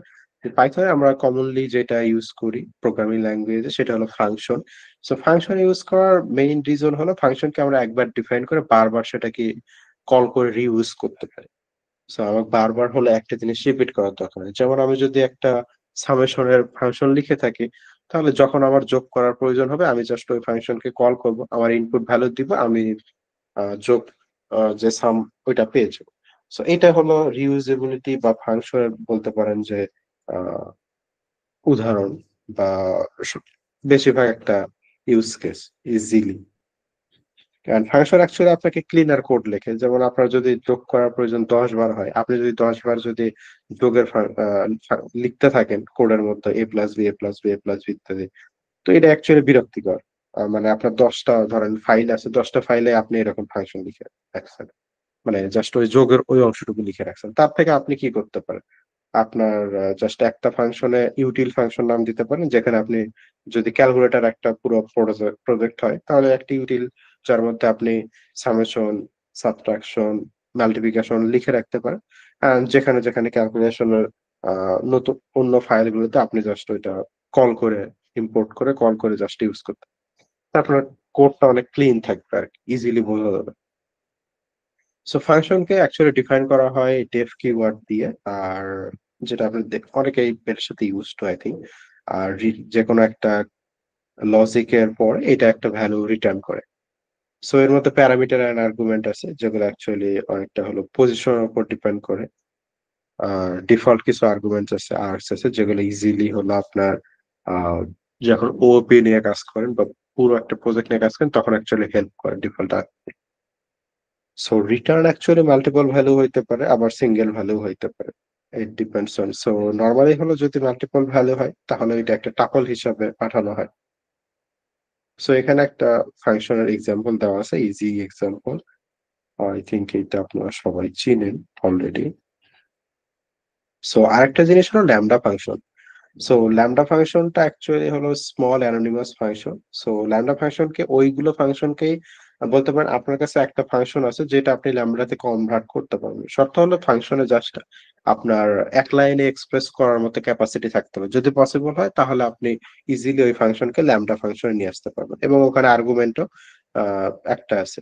তো তখন আপনি ইজিলি ওই ফাংশনকে ল্যামডা ফাংশন নিয়ে আসতে পারবেন, মানে ফাংশনকে বলতে পারেন ক্লিনার করার উদ্দেশ্যে। এটা ফলে যে আপনার পারফরমেন্সে কোনো চেঞ্জ হবে এরকম অ্যাকচুয়ালি না, জাস্ট ক্লিনার করার উদ্দেশ্যে ইজিলি আপনি এটা করতে পারেন আর কি। সো এরপর আমরা স্কোপ ইন পাইথন দেখবো, যেটা লোকাল আর গ্লোবাল। সো কাইন্ড অফ হলো এটা আপনার যে ভেরিয়েবল গুলো আছে সেই ভেরিয়েবল গুলো আপনি কিভাবে অ্যাক্সেস করতে পারতেছেন, এটা কি লোকালি না গ্লোবালি, এটা অ্যাকচুয়ালি পাইথন ডিফাইন করে। মানে এটা যদি গ্লোবালে ডিফাইন করা থাকে তাহলে আপনি যে কোনো জায়গা থেকে এটা কল করেন, আপনি গ্লোবাল যে ভ্যালু ওইটা পাবেন। আর এটা যদি লোকাল স্কোপে অর্থাৎ কোনো ফাংশনের মধ্যে বা ক্লাসের কোনো কনস্ট্রাক্টরের মধ্যে ডিফাইন থাকে তখন ওই লোকাল যে ভ্যালু সেটা আপনি পাবেন। সো এটা অ্যাকচুয়ালি স্কোপ। এন্ড এরপরে আমাদের হলো লিস্ট কম্প্রিহেনশন উইথ কন্ডিশনস আছে। ওকে। সো লিস্ট কম্প্রিহেনশন বলতে আপনার লিস্টকে আপনি যদি আহ, একটু শর্ট করে লিখতে চান, কোনো কন্ডিশনের মাধ্যমে কোনো ভ্যালু বের করে আনতে চান, তো তখন আর কি লিস্ট কম্প্রিহেনশন মানে এই কনসেপ্টটা ইউজ করা হয়। সো এটার বেসিক্যালি হলো যে আপনার শুরুতে একটা এক্সপ্রেশন থাকবে, যে কোনো একটা এক্সপ্রেশন হইতে পারে, মানে যেটা অ্যাকচুয়ালি লজিক বলতে পারেন, যেটার মাধ্যমে বিহেভিয়ারটা জানা যাবে ফাংশনের, সেটা একটি এক্সপ্রেশন বলা হয়। দেন ফর থাকবে, তারপরে আইটেম থাকবে, ইন লিস্ট থাকবে। সো এখানে হলো আইটেম বলতে এক্স দেওয়া আছে আর ইন লিস্ট বলতে যে কোনো একটা লিস্ট। সো এটা একটা মানে যদি আপনি ভেরিয়েবলে এটা ডিফাইন করে থাকেন তাহলে আপনি ভেরিয়েবলের নাম লিখবেন। তো নর্মালি তো এইভাবে ধরেন ফাংশন থাকে না, এটা তো কোনো একটা ভেরিয়েবলের থ্রুতে আসে। সো এক্সপ্রেশন এখানে হলো প্রত্যেকটাই স্কোয়ার হয়ে যাবে। লিস্টে যতগুলো ভ্যালু আছে প্রত্যেকটা স্কোয়ার হয়ে যাবে। কন্ডিশন দেওয়া আছে যে এক্স যে আইটেম যা আছে এই লিস্টে সেটা যদি টু দ্বারা ডিভাইডেড, মানে যদি জোড় সংখ্যা হয় এই লিস্ট থেকে তাহলে এইটা স্কোয়ার হিসাবে প্রিন্ট করবে। সো এটাই হলো লিস্ট কম্প্রিহেনশনের বলতে পারেন সিম্পল এক্সাম্পল।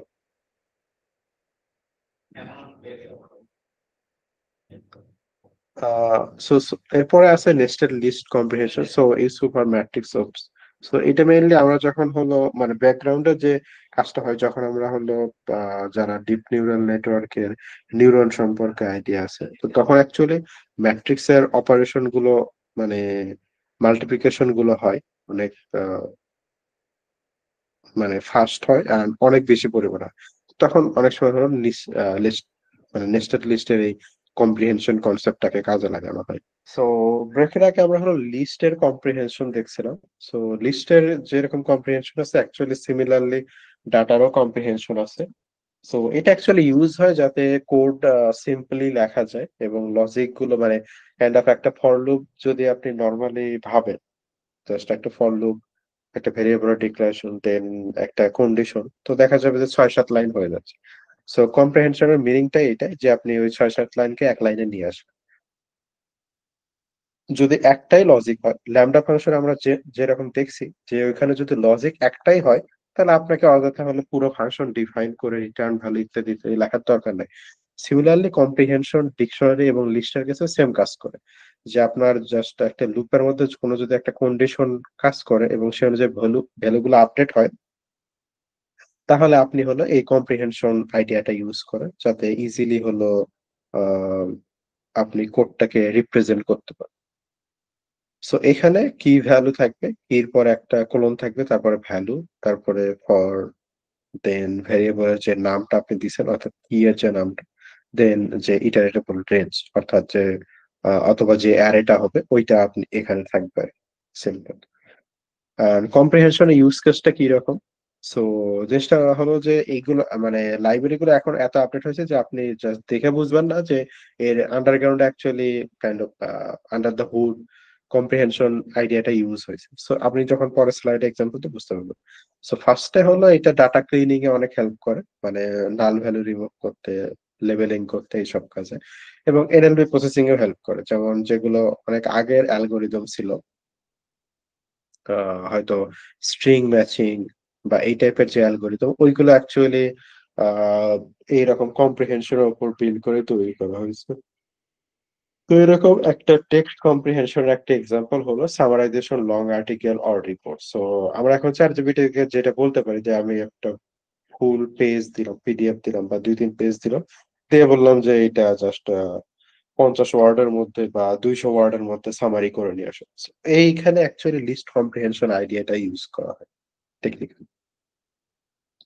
এরপরে আমরা যদি হলো ডাটা ক্লিনিং এর চিন্তা করি, তাহলে ডুপ্লিকেট রিমুভ করতে এই কম্প্রিহেনশন আইডিয়াটা ইউজ করা হয়। সো এখানে জাস্ট ওই কন্ডিশনটা চেক করে যে কলামে যে ভ্যালুটা আছে ওই ভ্যালুটা আপনার হলো আর এর আগে শো হয়েছে কিনা, মানে ভিজিবল হয়েছে কিনা।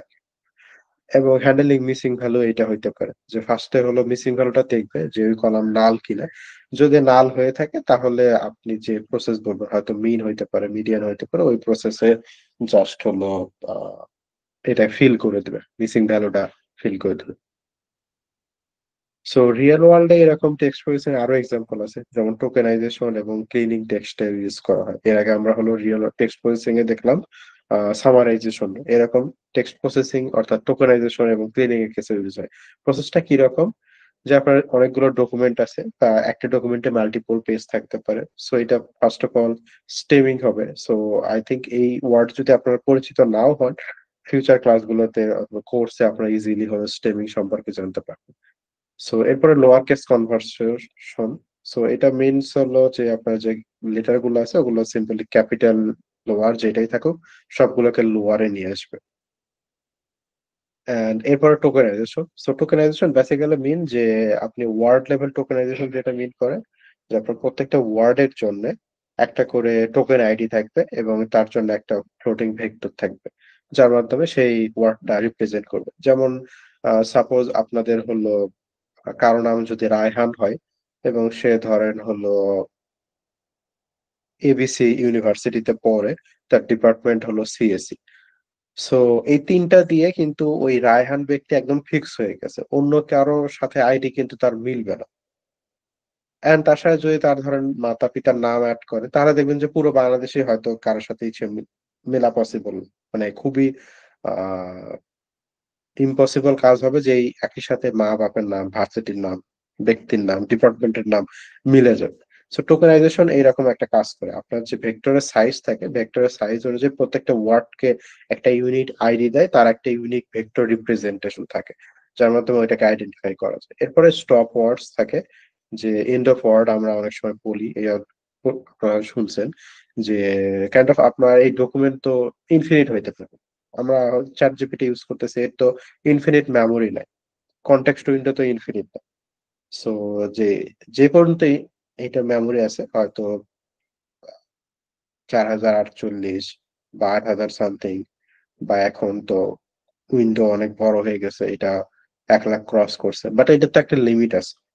তো লাস্টের যে টোকেন সেটা স্টপ ওয়ার্ড, যেটাকে আমরা এন্ড অফ টোকেন বলি আর কি, ইওকে।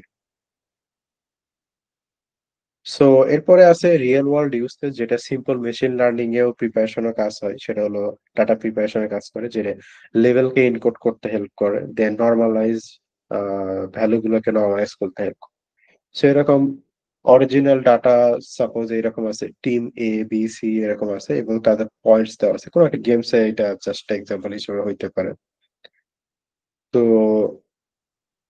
এরপরে আহ, যেটা আমরা যখন লেভেলটাকে এনকোড করি কম্প্রিহেনশনের মাধ্যমে, তখন এ কে আমরা 0 দ্বারা রিপ্রেজেন্ট করি।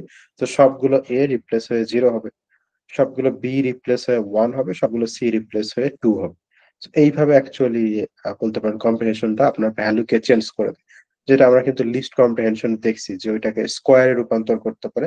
এটা ধরেন এ কে 0 তে রূপান্তর করে দিচ্ছে, বি কে 1 তে, সি তে 2 তে রূপান্তর করে দিচ্ছে। একইভাবে ডাটা নরমালাইজেশনে এটা হেল্প করে। যেমন আমরা ডাটা নরমালাইজেশন আমরা যখন ইউজ করছি তখন দেখা যায় যে ডাটার অরিজিনাল বিহেভিয়ার হয়তো এইরকম।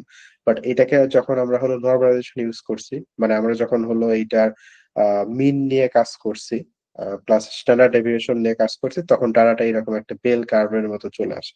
আর যেটাকে আমরা নরমালাইজ ডাটা বলি এবং মডেল বলতে চাই যে ডাটা প্রিপেয়ার হয়ে গেছে, এখন মডেলের জন্য আমরা ইউজ করতে পারি। সো এই মডেলটা অর্থাৎ এই ডাটা সেট যেটা মানে ডাটা সেটের এই ভার্সনটা নরমালাইজ ভার্সনটা ডাটা সেটে বেস্ট পারফর্ম করবে আহ, মানে কম্পেয়ার টু এই ভার্সন যেটা বিফোর নরমালাইজেশন ছিল। কারণ এখানে ডাটা অলরেডি বায়াস আছে এবং কিছু ফিচারের কারণে এটা অলরেডি হলো বায়াস হয়ে আছে, ওয়েটস এই দিকে অলরেডি বেশি পরিমাণে হয়েছে। So, যখন নরমালাইজ করবে তখন এটা আসলে ইকুয়ালি ডিস্ট্রিবিউট হয়ে যাবে পুরো কলাম বা পুরো সবগুলো ফিচারের মধ্যে। তো এখন আমরা বলতে পারি যে আমরা যে মডিউল ওয়ান যেটা ছিল আমাদের ওয়ান এর যে মডিউল ওয়ান এটা সামারি। সো আমরা মোটামুটি এখন পাইথন যে ফান্ডামেন্টাল গুলো আমাদের ডাটা সায়েন্স এর জন্য লাগবে এটার জন্য আমরা রেডি আছি। অ্যান্ড এটা বলতে পারেন আমরা মেশিন লার্নিং এর জন্য রেডি আছি। অ্যান্ড এখন ফিউচারে যে জিনিসগুলো এগুলো অ্যাকচুয়ালি আমরা এরপরে যে কোর্স এরপরে যে ক্লাসগুলো আছে কোর্স আছে ওগুলোতে দেখবো। অ্যান্ড আপনাদের কোনো কোয়েরি থেকে বলতে পারেন। আর নেক্সট ক্লাসে আমরা অ্যাকচুয়ালি এই জিনিসগুলো দেখবো। আহ, মানে নামপাই দেখবো, পান্ডাস দেখবো, দেন ডাটা ক্লিনিং আছে, দেন ফিল্টারিং, অ্যাগ্রিগেটিং ডাটা আছে, মার্জিং আছে, বেসিক স্ট্যাটিস্টিক্স এর যে ইউজ হয় নাল ভ্যালু রিমুভ করার জন্য অথবা রিপ্লেস করার জন্য অথবা ডাটার সামারি দেখার জন্য এইসব সম্পর্কে জানবো।